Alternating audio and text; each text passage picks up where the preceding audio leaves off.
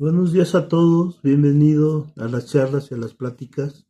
Vamos a dar continuidad con las pláticas y los temas que hemos venido abordando a través de estos meses.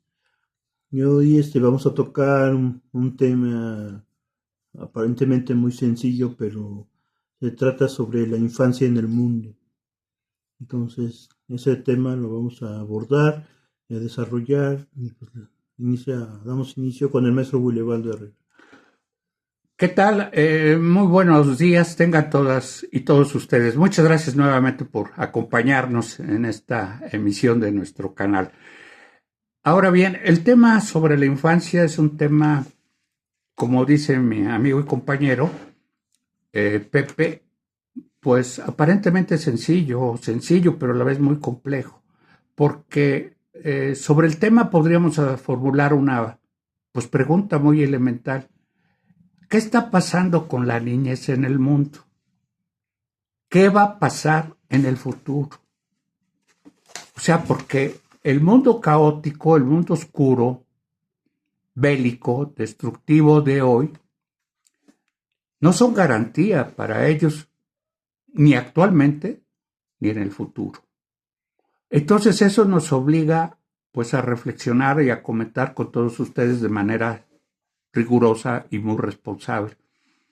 Ayer precisamente veía yo una entrevista al gran filósofo italiano, activista social, anarquista, feminista, autor de muchos libros muy interesantes que tienen que ver con la vida humana de hoy, del mundo entero, sobre todo de Occidente, con los seres humanos y su relación con la tecnología. Y lo que pasa con la tecnología, cómo nos domina, cómo nos controla y nos está destruyendo cerebralmente, física y hasta espiritualmente. Y ese filósofo, escritor, poeta, animador de muchas actividades culturales en Europa, sobre todo en Italia, porque él es originario de la bellísima ciudad de Bolonia, es Franco Berardi.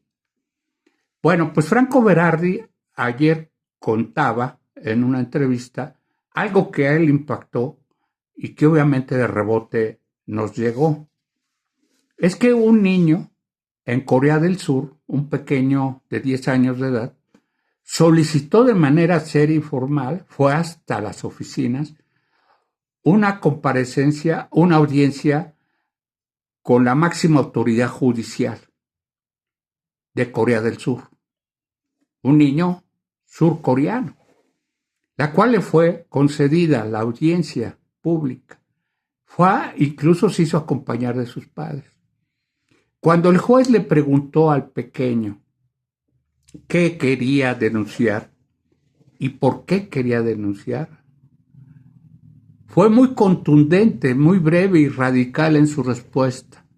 El niño coreano de 10 años le dijo al juez: vengo a denunciar a mis padres y vengo a pedir un castigo para ellos.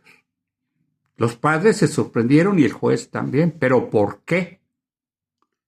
Por haberme traído a este mundo. Dijo el juez: bueno, todos sus papás, la gente que estaba ahí, ¿cómo? Este es un mundo de miseria. Este es un mundo horrible, negativo, en sus propias palabras a esa edad. Imagínense que nuestros hijos, nuestros nietos fueran precisamente con un juez y dijeran lo mismo de nosotros, porque pues no creo que alguno haya sido tan excelente, tan buen padre, que no pudiera o pudiese ser acusado en esos mismos términos. Lo que lleva, como dice Berardi, es a preguntarnos cuál es el presente de los niños. Incluso él adopta, raro en Berardi, porque goza de ser un hombre muy positivo y optimista. Sin embargo, dice él, bueno, pues que ya nuestras generaciones de niños ya están muertas, porque no le estamos garantizando un porvenir positivo, digno, alegre, seguro los adultos de hoy. Con eso comenzamos esta plática de esta mañana. Maestro, gracias. Bueno, Pues ahorita escuchando tus comentarios, maestro, yo me doy cuenta un poco cómo es el mundo infantil. O sea, porque hay un mundo infantil, ¿no? Un mundo en donde los niños imaginan, piensan, sienten, no sé. Y yo me preguntaba, ¿cuáles los niños que logran ver, o sea, en este mundo, ¿no? O sea, ¿cuáles son sus alcances de conocer realmente qué es lo que está pasando en el mundo? Porque en esa infancia, en ese mundo infantil, a veces los niños se sumergen ahí y no se dan cuenta de la realidad tal como es, ¿no? Entonces, a excepción, ¿no?, de algunos niños que sí maduran muy rápido y se dan cuenta de cómo es el mundo tan atroz, ¿no? Entonces, en el caso que usted dice del niño coreano o surcoreano que fue a denunciar a sus padres, yo pienso que era un niño que ya realmente se daba cuenta cómo era el mundo, ¿no?, y esa crueldad. Además, siento que en cada cultura de cada ciudad, de cada pueblo, a los niños se les trata diferente, yo creo. Porque a veces, en el caso de México, por ejemplo, los niños están muy desatendidos, ¿no? Son niños que es como si fuera un cero a la izquierda, que no se les toma en cuenta. Pero yo pienso que en otras culturas, en otros pueblos, se les da más atención a los niños. Entonces, pues habría que preguntarnos cuál es el futuro para ellos en esas condiciones tan bélicas, ¿no?, que estamos viviendo. Sí, desgraciadamente el marco histórico, la realidad, los hechos nos hablan de que el mundo que están viviendo nuestros niños de hoy es monstruoso. Además, digo, de trágico y dramático, es monstruoso, porque simplemente hay que preguntarse nuevamente, ¿qué ha pasado? ¿Qué está pasando y qué pasará con los niños de Gaza? Niños inocentes, totalmente, bebés, que en sus propias cunas, en los hospitales, han sido asesinados por órdenes de Tan Yahayu y obviamente con el apoyo de Trump.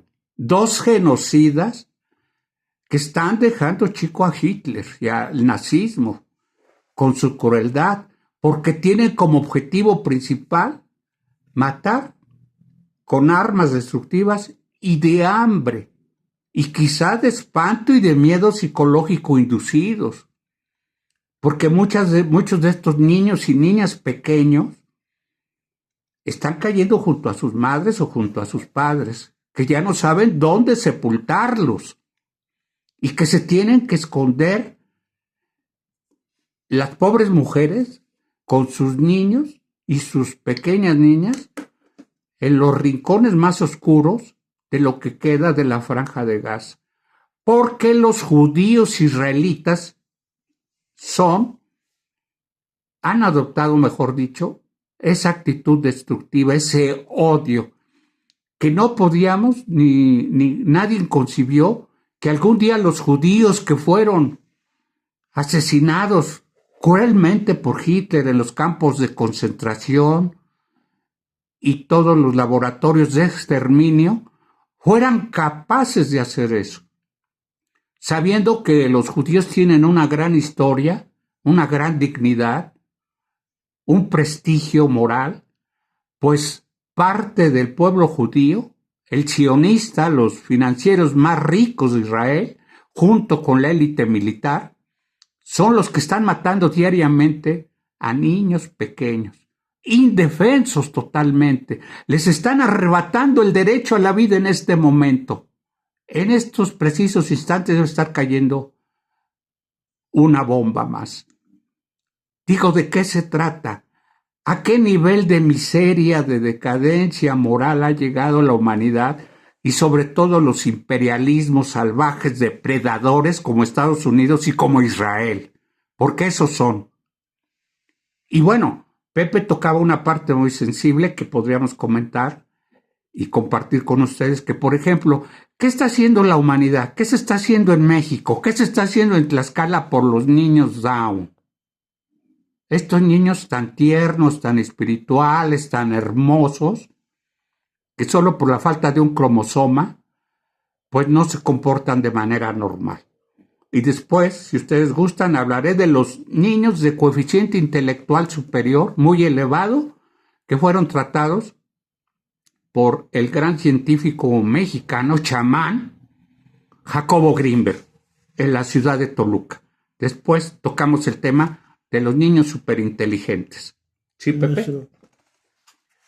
Pues en México hay una obra muy representativa que habla de la infancia, que la escribió Francisco Hinojosa. Tiene un relato, un cuento que se llama A los pinches chamacos. O sea, y esa obra refleja muy exactamente cómo en una década o en 2 décadas en México se les decía a los niños, ¿no? A los niños tan hiperactivos, tan inquietos, tan apenas agarraban algo y decían, deja ahí, pinche chamaco, o qué haces, pinche chamaco. Y entonces, ese cuento tiene, yo pienso, algo de ficción, pero el relato es tan verosímil que pareciera que es real, ¿no? Porque hay unos acontecimientos que suceden que son un poco difíciles de creer, pero, o sea, esa es una muestra de cómo se trata a los niños en México, ¿no? Y las heridas que los adultos pueden provocar en ellos por la rigidez de los adultos, por la indiferencia, o sea, por el trato violento hacia ellos. Pues ese sería un aspecto. Sí, precisamente esa indiferencia, ese maltrato a la niñez en México está muy reflejada. Y repito, es demasiado preocupante lo que comentamos aquí, porque por ejemplo ustedes saben que también están contratando a casi niños de 12 a 18 años, las mafias criminales. Las organizaciones ya no se les puede ni se les debe de llamar sociológicamente carteles, no son carteles, son estructuras empresariales corporativas que llegan de México a muchas partes del mundo. Y cuando hablamos de una estructura organizativa con tecnología de punta, con drones, armas de la misma calidad y el nivel que tiene el ejército y el Pentágono en Estados Unidos, estamos hablando de una organización de lavado de dinero, perfectamente estructurada y planeada, que según los especialistas no se va a poder acabar en México por lo menos en menos de 10 años. Tenemos para largo los mexicanos. Pues bueno, estas mafias están contratando a niños y hasta niñas que están engañando mediante ofertas muy tentadoras a través de las redes. Lo que nos lleva a pensar, pues niños, imagínense, que sirvan de halcones, es decir, de espías, que aprendan a manejar armas en campos de adiestramiento que tienen casi por todo el país y asesinar por 5,000, 10,000 pesos semanales. ¿Qué está pasando con nuestra niñez? ¿Cuál es su futuro? Por el otro lado, pensemos no tan solo en los niños Down, porque hay niños que tienen problemas, déficits de tipo mental, neurocerebral, de parálisis cerebral, por ejemplo. O sea, padecen muchas enfermedades. Sin embargo, en México no se ha dispuesto, porque al contrario, se les retiró el presupuesto a aquellos niños que tenían que recibir atención padeciendo de cáncer. Cáncer mortal, ya se murieron muchos, y todo por culpa del gobierno y responsabilidad del gobierno federal, que les retiró todo el apoyo económico para la compra de medicinas para tratar el cáncer infantil. Eso es culpa, responsabilidad de nuestro gobierno actual. Por otro lado, vuelvo a lo mismo. ¿Qué estamos haciendo los padres de familia hoy cuando hay un sistema educativo cuyo proceso de lectura ha revelado a estudiosos y a la Cámara Nacional de la Industria Editorial que nuestros niños no leen ni interpretan correctamente un texto, un párrafo? Nuestros niños no saben leer realmente y les cuesta mucho las operaciones abstractas de matemáticas, de geometría, todo lo que tiene que ver con el pensamiento abstracto. Si no saben interpretar, porque no leen correctamente un párrafo, ¿qué está pasando con nuestra niñez en México? No tan solo es responsable la Secretaría de Educación Pública, el señor secretario Mario Delgado, que se la pasa disfrutando de la vida con todo el dinero del pueblo en Europa, ¿verdad? En Portugal. Es muy exquisito y cosmopolita el señor, que se cansa, perdón, de tanto trabajar, que se ha alargado a darse la gran vida 15 días a uno de los países más caros, que es Portugal. Bueno, ese es el secretario de Educación Pública que no está cumpliendo con la misión principal, con los objetivos principales que tiene la educación pública en México. Nuestros niños están saliendo, egresando, migrando a otros niveles de educación, la secundaria, la prepa, totalmente semianalfabetas. ¿Qué va a pasar en México con nuestros niños? A partir de nuestros niños, pues que están en centros de rehabilitación, muy menores en cuanto a calidad y sobre todo en cantidad. No hay tantos centros de atención pública para, por ejemplo, repito, las niñas, los niños con déficits mentales. Entonces, vuelvo a lo mismo.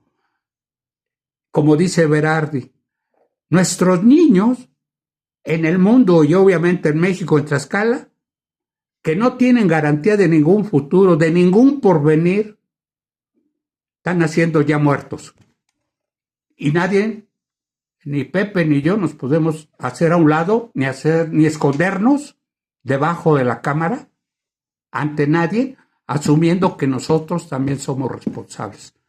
Padres de familia o no padres de familia o futuros padres de familia. La pregunta es esa y la respuesta ¿cuál es? Nosotros no la tenemos. ¿Por qué? Porque muchos hemos sido, repito, nos incluimos autocríticamente, malos padres. ¿No será hora ya de cambiar el mundo y ofrecerles otros espacios, otras vivencias, otras experiencias más creativas, más nobles? Como ya existen en otros sistemas, por ejemplo, en Suiza, en Japón, existen sistemas educativos verdaderamente eficientes, solidarios, que atienden bien a su niñez. En México esto es un fracaso. Seguimos, Pepe, si gustas. Sí, maestro. Bueno, hablando de la educación en México, pues se ve pues que la educación en México es un poco, pues cuesta, ¿no? Cuesta mucho trabajo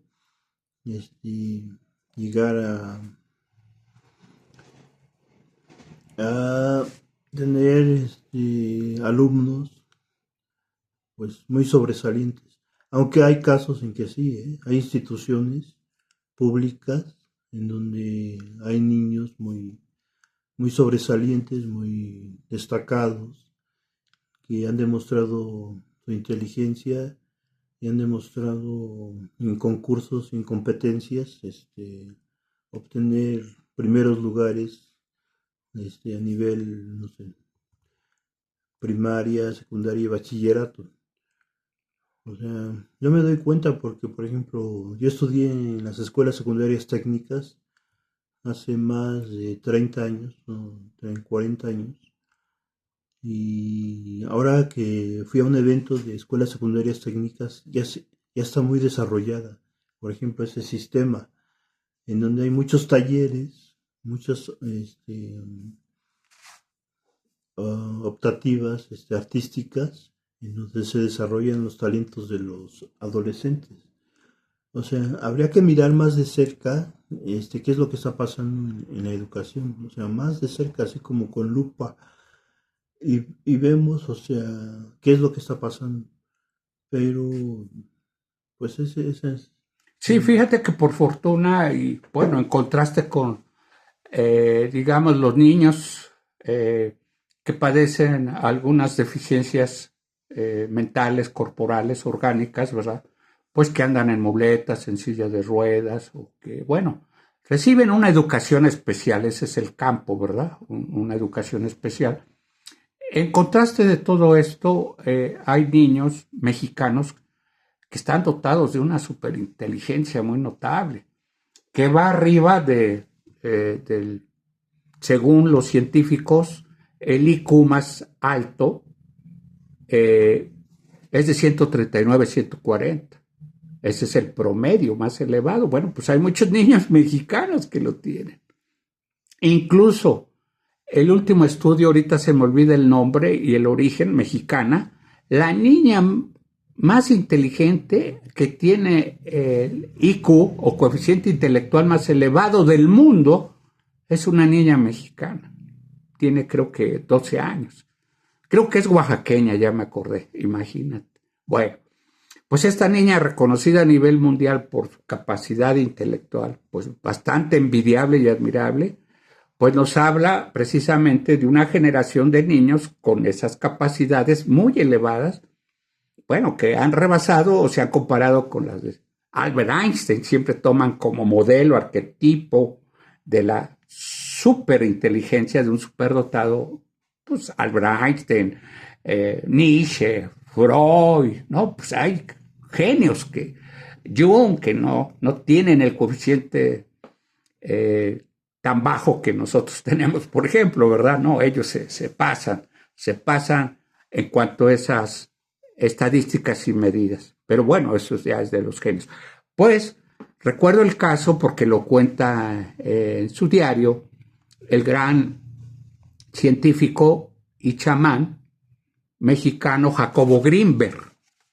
En su libro El Templo de Luz, que es su autobiografía escrita, ahí y en otro libro de pedagogía, porque escribió sobre pedagogía, comenta el caso muy coloquialmente, muy directamente, de que alguna vez le hablaron de una escuela, creo que primaria de Toluca, al doctor River, que por cierto le llamaban en el medio científico el Einstein mexicano, por su nivel también de gran intelectual. Bueno, pues nuestro Einstein mexicano fue a Toluca en respuesta a que lo buscaron los directivos y le dijeron que tenían ahí 20, 30, 40 niños de todo el Estado de México con un coeficiente de genios. Pero el problema para los maestros del Estado de México y en la ciudad de Toluca y para los padres de estos niños es que no encajaban en el sistema escolar normal. ¿Por qué? Porque ya se sabían todo. Ya tenían problemas los maestros y maestras para atenderlos, para educarlos, porque ellos ya sabían no tan solo todo, sino muchas cosas. Por ese grado, por ese nivel de inteligencia natural, nada que ver con la perversa y tonta, estúpida inteligencia artificial, nada que ver. Bueno, entonces Greenberg, muy generoso como era, y entendiendo el problema de esos niños y niñas súper inteligentes, les dio un taller como para dónde tendrían que irse, guiarse, caminar esos niños. De otra forma se echarían a perder, porque no hay escuelas para niños súper inteligentes en México. Otro déficit, otra falla del sistema educativo, que no ha, como tú dices, no ha atendido a fondo, a profundidad todos estos fenómenos. Y eso, bueno, pues habla no tan solo de la generosidad espiritual de un Jacobo Greenberg, pues que fue un genio y pues sabía bien. Y bueno, pues ahí dejó por ahí algún consejo a los maestros y a las maestras de Toluca, el Estado de México, para que pudieran canalizar los otros niveles. Ya se han dado el caso de otros niños y niñas, ¿no? Que bueno, tienen 12, 13, 14 años y ya hicieron el doctorado en la UNAM, pero son muy pocas las personas que son atendidas en este rubro. Ojalá podamos también exigir una mejor educación pública, pero a partir de que nosotros, los padres de familia, en el hogar se las brindemos y los maestros nos acompañen, y desde luego, pues el dichoso secretario de Educación Pública, que parece a nivel federal, no sirve para nada. Sí, gracias. Pues yo pensaba un poco dar por concluido el tema y podemos después darle continuidad o como Sí, hay mucha tela de dónde cortar, ¿eh? Quiero mencionar el pasaje histórico de la época de la conquista. Cuando Hernán Cortés y sus capitanes, sus secuaces, genocidas, igual que él, daban instrucciones a los españoles para que sus mastines, los perros más feroces del mundo, les fueran arrojados, arrancados de su pecho, de su rebozo, los bebés indígenas para que se los dieran de comer a los perros, y estos pudieran en los combates atacar y morder a los indígenas y comérselos. Él, Cortés, dio la orden, nuestros niños indígenas. ¿Qué va a pasar con los niños de hoy? Como dice Berardi, ya estamos creando la sociedad, la nación, el país, el mundo de los niños muertos. Eso vamos a continuar, como dice Pepe. Muchas gracias por su atención. Gracias, buen día.